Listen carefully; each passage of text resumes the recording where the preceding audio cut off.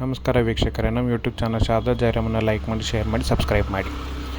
ಇವತ್ತಿನ ಕರಿಮಣಿ ಧಾರಾವಾಹಿ ಸಂಚಿಕೆಯನ್ನು ನೋಡೋಣ ಬನ್ನಿ. ಮನೆಯವರು ಯಥಾಸ್ಥಿತಿ ಅವರ ದೈನಂದಿನ ಚಟುವಟಿಕೆಯಲ್ಲಿ ತೊಡಗಿರುತ್ತಾರೆ.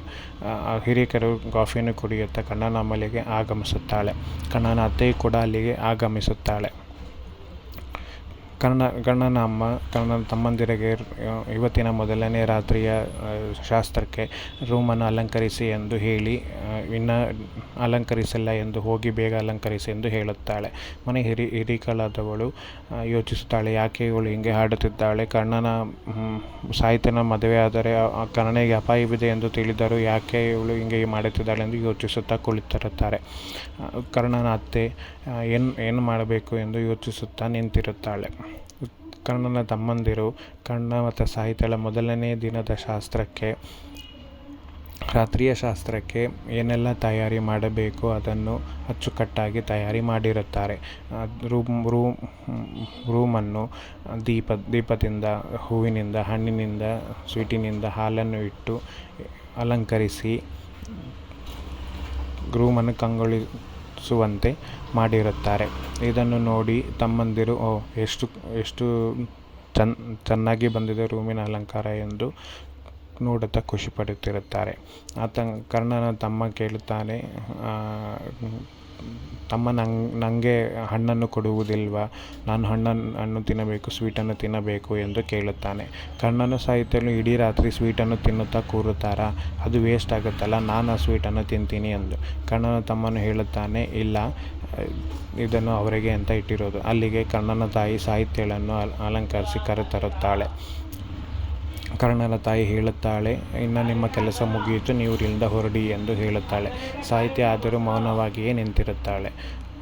ಕರ್ಣನ ತಮ್ಮ ಭರತನು ಹೇಳುತ್ತಾನೆ, ಅಮ್ಮ ಎಲ್ಲ ಅಲಂಕಾರ ಮುಗಿದಿದೆ, ನಾವು ಹೋಗ್ತೀವಿ ಅಂತ ಹೇಳುತ್ತಾನೆ. ಕರ್ಣನ ತಾಯಿ, ಹೊರಡಿ, ನಿಮಗಿನ್ನ ಕೆಲಸ ಮುಗಿಯಿತು ಎಂದು ಹೇಳುತ್ತಾಳೆ.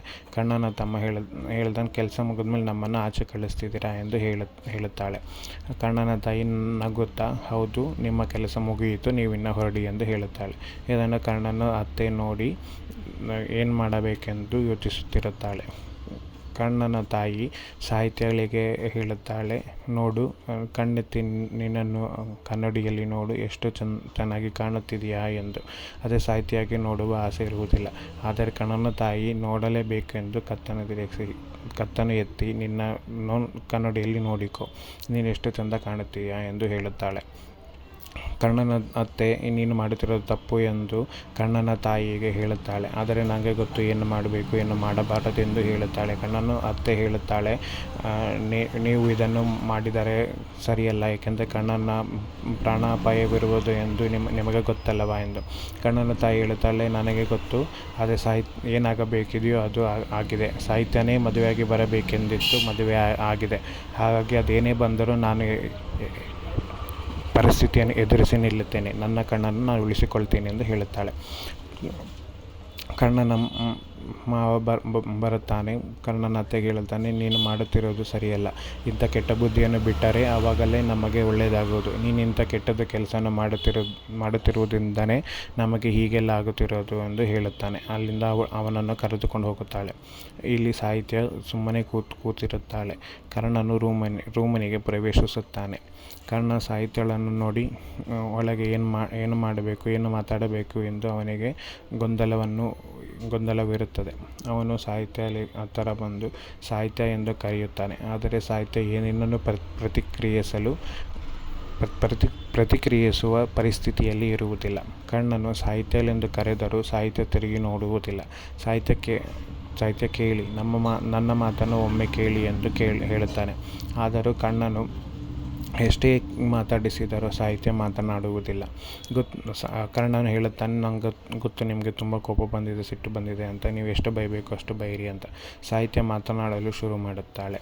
ಕರ್ಣನು ಅವಳು ಹೇಳಿದ್ದನ್ನು ಕೇಳಿಸಿಕೊಳ್ಳುತ್ತಾ ಕುಳಿತಿರುತ್ತಾನೆ. ಸಾಹಿತ್ಯ ಹೇಳುತ್ತಾಳೆ, ನಾನೇನು ತಪ್ಪು ಮಾಡಿದೆ ಅಂತ ನನಗೆ ಈ ಶಿಕ್ಷೆ? ಅಲ್ಲ, ನಾನು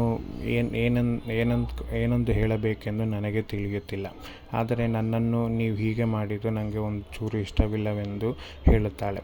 ಆದರೆ ಕಣ್ಣನು ಹೇಳುತ್ತಾನೆ, ನೀವು ಗೊಂಬೆಯಂತೆ ಕೂರಬೇಡಿ ಎಂದು. ಯಾಕೆ? ನಾನು ಒಂದು ಗೊಂಬೆ, ಇಲ್ಲಿ ನಾನು ಕೀಲಿ ಕೊಟ್ಟಿರುವ ಗೊಂಬೆ ಅಂಗಡಿಯಲ್ಲಿ ಇರುವವರೆಗೂ ಅದರ ಜಾಗವನ್ನು ಹೇಗಿರುತ್ತದೋ ಹಾಗೆ ನಾನು. ಎಲ್ಲಿ ತೊಗೊಂಡೋಗುತ್ತಾರೋ ಮಾಲೀಕ ಬಂದು ತೊಗೊಂಡೋಗುವವರೆಗೂ ನನ್ನ ಅಲ್ಲೇ ಪರಿಸ್ಥಿತಿ ಇರುತ್ತದೆ. ಇತ್ತ ಕಡೆ ನನ್ನ ಚಿಕ್ಕಪ್ಪನು ನಾನು ಮದುವೆ ಆಗಬೇಕು ಎಂದು ಕೇಳಿದಾಗ ನಾನು ಒಪ್ಪಿಕೊಂಡೆ. ಅವರು ನನ್ನ ಗೊಂಬೆಯಂತೆ ನೋಡಿದರು. ತಾಳಿ ಕಟ್ಟುವಾಗ ನೀವು ನನ್ನ ಗೊಂಬೆಯಂತೆ ತಾಳಿ ಕಟ್ಟಿದ್ರಿ. ಹಾಗೆ ಇನ್ನೇನು ಮಾಡಬೇಕಲ್ಲ. ರಾಧಾ ಮೇಡಮ್ ಕೂಡ ನನ್ನನ್ನು ಗೊಂಬೆ ಅಂತ ಮನೆಗೆ ತೊಗೊಂಬಂದು ನೀನು ಇಲ್ಲೇ ಇರಬೇಕೆಂದು ನನ್ನನ್ನು ಇಲ್ಲಿ ಬಿಟ್ಟು ಹೋದರು.